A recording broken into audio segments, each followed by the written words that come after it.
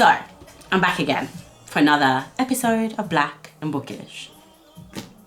Why am I enjoying Blackstreet so much? Just like throwback music. I know no one's here to listen to me sing, but it's still at the same time, it's crescendoing up to the chorus, you know? I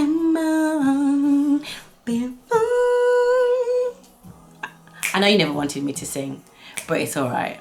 I'm gonna sing anyway. Can I get a kiss? Anyway, it's not all about being very by the book. Sometimes you gotta let your hair down and enjoy the Blackstreet just to, you know. Kiss goodnight. Anyway, today's book is Afropean by Johnny Pitts. Now, when I started, I'm not gonna lie, right? When I started to read this introduction, I thought to myself, have mercy, help me, child. How am I gonna read this book? I'm no word of a lie. And I'm a quick reader, but when I started to read it, I was like, this book is so heavy going. Like, when he started with, oh yeah, talking about Sheffield, and he comes from somewhere called Firth Park, I was like, okay. Please don't. This is not what I wanted this book to be. I persevered, because one thing I don't like to do is, I don't like books defeating me. I don't like books being like there is one book that has defeated me, and that is from Günter Grass, Black Trommel. It's completely defeated me. It's so heavy and wieldy. I even sat through I even read Dostoevsky, and that was hard, and it's not even 200 pages, and I was like, oh boy, but I still finished it. Black Trommel from Günter Grass, I can't even finish. So I was like, okay, this book is not going to defeat me. Let me push through. Maybe it's gonna get better. And all I'm gonna say to you is, boy, did it get better. So the first thing was, like, he starts his journey in Paris. And as he starts in Paris, like, there's, you know, I'm reading and I'm going, yeah, you know, this is nothing that I don't know. Okay, fine, whatever. Now, maybe, I'm not going to give any spoilers like that. But he goes through Paris, Brussels, Amsterdam, Berlin, Stockholm, Moscow, Marseille and the French Riviera, and Lisbon, on his quest to find Afropean. And I like this concept of Afropean. You know, we are integrally part of European history. Even if people want to look at it indirectly, we know it's directly through Europe, Western Europe being built off the back of slavery. But even, you know, aside from that, like, we're part of their history. And I still remember, like, my grandparents telling me about Queen Victoria as being black. And, you know, in this book, they trace Queen Elizabeth and someone else, I think someone in Belgium, being related to a black, and he was black as in from Africa, but became part of the Russian elite, back to his family.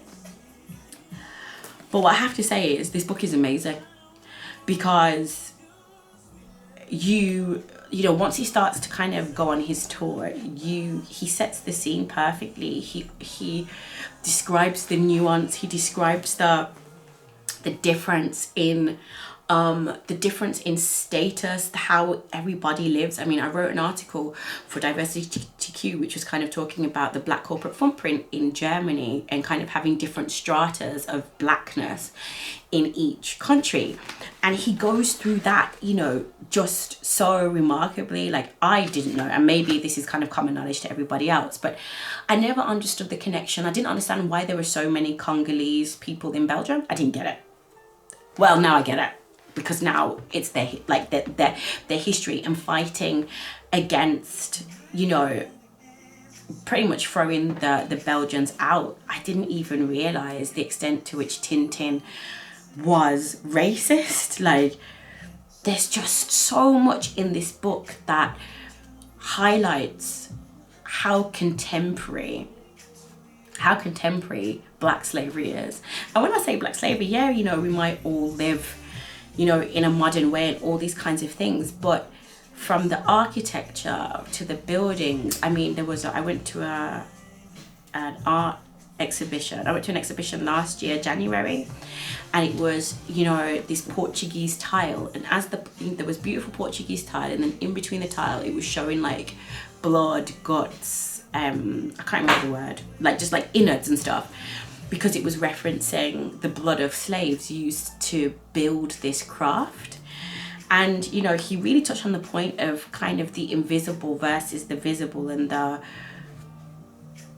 paradoxical definitions there are of black people. So on the one hand, you know, black people are personified as being lazy, right?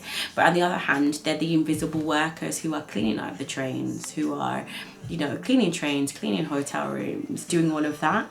But actually seeing, and he went right deep into the nuance of how blackness shows up in different ways in each geography, and how it's very different in each country, and, you know, how people are really trying to not rewrite history, because the history in terms of change the past, but actually trying to bring to light the real role of black people going through history. And he talked even about the British kind of, you know, not having the likes of Langston Hughes, W.E. Du Bois, James Baldwin in the UK, but what he did highlight was so many British authors, some who I'd heard of, some who I'd not heard of, who were really fundamental in changing the black identity or how we perceive ourselves. And one of the really interesting parts for me was this. It was this part around that a lot of the older generations don't feel as though they have a baton to give, or they don't feel like the younger generations are or want to kind of take this baton. And I think there's something about that that's interesting. It's bridging that gap. I mean, when he went to Moscow, I was just like, whoa. Like when he was in Russia and he was talking about, you know, what's his name again? Pushkin's black, right? And kind of talking about all of that, and the relations between Africa, the African continent, specific countries, but between Africa and Russia, and how that kind of changed when communism didn't become what it was meant to have been, and the existence of black people in Russia was no longer welcomed. Like, this book goes in deep, and it made me think. It made me think, and it's the kind of book that, okay, I'm going to read it again, because there are so many, and I didn't tab it because I would have been tabbing every page, but I'd read it again with, like, just not bothering to read the prologue. But there are so many bits to extract, whether it's from a historical basis, whether it's from a learning basis, like people who we should know, part of the Afropean identity, trailblazers, game changers, like all of those things. Like, this is definitely a book to read. Just even looking at Portugal, as in, like, I knew a lot about Portuguese history. I knew that, especially in Brazil was the last country besides the US to stop slavery, and I think that was like 1979 or something mad. But where it all started, and just, let me tell you, like, am I Afropean? Yeah, no, yine. I am, because I belong here as much as I belong anywhere else. But I'm not gonna spoil the book and say what he came to realize. But what I will say is, it is definitely a must read.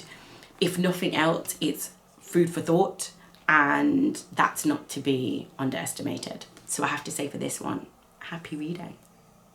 That's it from me. Bye bye.